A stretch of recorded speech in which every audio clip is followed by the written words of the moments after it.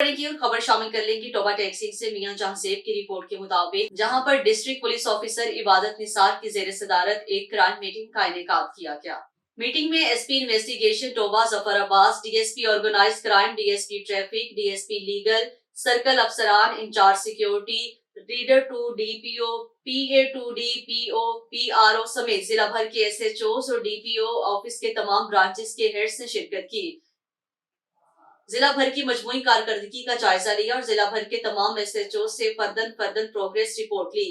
DPO ने जिला भर के तमाम एसएचओ को डकैत गैंग्स को ट्रेस आउट करके गिरफ्तार करने का हुक्म दिया। इसके साथ साथ राहगीरों, नाजायज असलहा रखने वालों, मंशियात फरोशों, इश्तिहारी मुजरिमान और खसूसी तौर पर शराब फरोख्त करने वाले मुजरिमान की गिरफ्तारी को यकीनी बनाने की सख्ती से हिदायत की गई।